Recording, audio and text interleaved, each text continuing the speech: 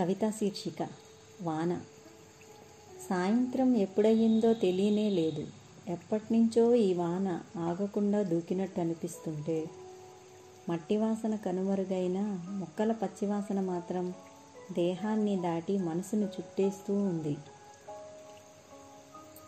సాయంత్రం ఎప్పుడయిందో తెలియనే లేదు.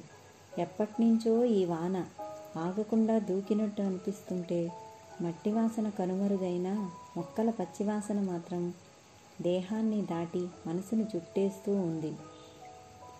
ఇన్నాళ్ళు దాహమని తప్పించిన అంతరాత్మ పువ్వుల సుకుమారానికి మెత్తబడ్డ పెదవులపై ఈ సహజ పరిమళ అనుభూతికి సాక్షిగా వచ్చి రాని రికామీ పాటలు పాడుతుందంటే ఏదో ఇష్టం ధ్వనించి ఆలాపనలోని అందాన్ని పెంచినట్టుంది.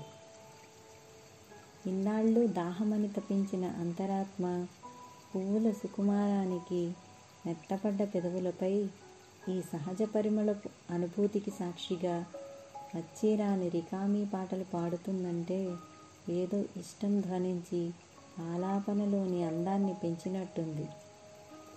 పక్షుల కువకువల చిలిపిదనం వెచ్చని గూళ్ళకే పరిమితమైన వేళ ముంగిట్లో మురిపెం ఎన్ని కాలాలు దాటి సందిళ్ళుకొచ్చిందో ఎవరు నిర్వచించగలరు? పక్షుల కువకువల చిలిపిదనం వెచ్చని గూళ్ళకే పరిమితమైన వేళ ముంగిట్లో మురిపం ఎన్ని కాలాలు దాటి సందిలికొచ్చిందో ఎవరు నిర్వచించగలరు? అవును, నాకు కొంచెం రాయడం తెలిస్తే బాగుండనిపిస్తుంది. నేను తడిచిన ఊహను సంతకం చేసేందుకైనా.